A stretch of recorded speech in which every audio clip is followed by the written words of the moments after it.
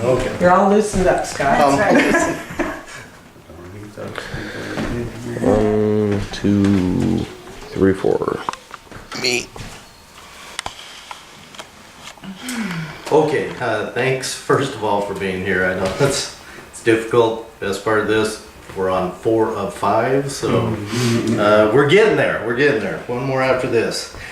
Today's speech, it's persuasion belief, and my topic is going to be the importance of law enforcement. To try and sell you on my belief, I'm going to first talk about the role of law enforcement, give you some statistics to consider, and then some analysis of those statistics. To begin with, the first thing I'd like everybody to do is just try to think. Just consider the possibility that, let's say, April 20th of next year. Right now, law enforcement across the country says, on April 20th of next year, we're not going to be out there. Anywhere. Nowhere. And what's more, we aren't going to investigate anything that happens on that day either. And then consider what's going to happen on April 20th of next year when that happens. For 24 hours, there is not a law enforcement officer anywhere in this country. And think about the ramifications of that. What could happen in that day? Well, for most of us, I'm thinking we're probably not going to go to work that day. We're going to stay right where we're at, and we're going to protect our own. Which, of course, means you shut down business all across the country for one day. And the ramifications of that, the country will live with for literally months, if not years afterwards. Just for that one day. Not to mention, let's consider all the other things. We're not even going to investigate anything that happens. Well, you know, even for myself, I can think of an ex-wife or two that probably... Hey! No, I'm not going to say on camera what I would do. So, but anyway, but consider all of those possibilities. Think about the fathers out there that are in custody battles with mothers and those kinds of things that are all going to happen that day. On top of the rapes and everything else that'll happen, it would be mayhem. We see in well, just recently with the happenings down in the Gaza Strip, what was one of the first targets that the Israelis took out? The law enforcement headquarters. Why do they do that? Why is that such a military site to take out? What is the purpose of terrorist attacks on the police? We saw quite a bit in Iraq with the troops that terrorists would go in and take out 24, 30, whatever, law enforcement officers at their academy. Why do they do that? Because they know that you take out law enforcement and you have social disorder. So with that, I'm gonna talk a little bit now about the role of the law enforcement officer. It seems like such an easy topic, but when you think about it, what does a law enforcement officer do? Well, they keep the peace, first of all. You got a problem with somebody or something, you're gonna call law enforcement in. Every day law enforcement officers are called in to handle disputes between husbands and wives. Sometimes it's kids and parents. That they're there to keep the peace. Of course, they're also there to investigate crime and to put away people, remove those elements from society that are actually causing problems within society. Another thing that people don't realize law enforcement in this country are for is to protect your rights. Trust me, one of the worst places to be as a law enforcement officer is having to stop the rights and having to protect the rights of the neo-Nazis that are walking down the street. KKK. And where's law enforcement? It looks like we're defending what they're doing. We're in favor of what they're doing. We hate it. But our job is to protect their rights just like anybody else's. They have a right to do what they're doing. And we have to make sure they're allowed that privilege. So oftentimes, law enforcement takes a bad rap in those situations just because we're protecting somebody's rights. Some statistics to consider. And the first thing I want to say to this is that I'm very pro-military.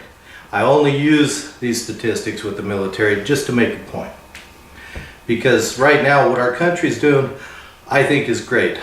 We're backing our military. Our military personnel they're appreciated. This country saw a time when we didn't appreciate our military, and I think everybody agrees that that was a mistake.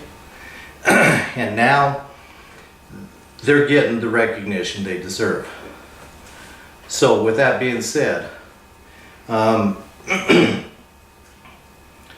Vet Friends, which is a site for active duty military, says that in 2011 there were 1.5 million active duty military personnel throughout the world. U.S. military personnel.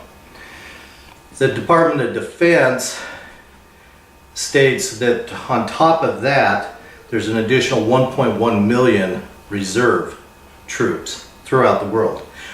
And at home here, obviously. But not all of those people are actually in hostile territories. So it makes it kind of difficult to get a truly accurate number how many. But right now, quite a few of those are in hostile territories. Department of Defense said that in 2011, there were 1,500 of our troops killed.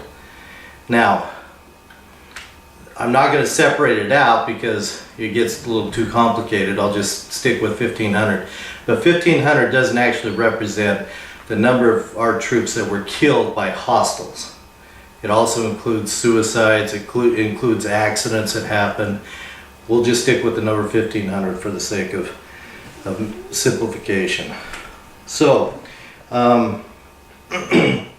there's a website out there that's it's called the Impact on American Police Agencies, and actually what this website is about is it speaks to the downsizing that's constantly occurring to law enforcement around the United States. But it estimated that in 2011 there were 800,000 law enforcement officers in the United States. Well, when you say that number, that sounds kind of high, but then start thinking about major population centers like Los Angeles, 7 million people, New York, and that's just a couple.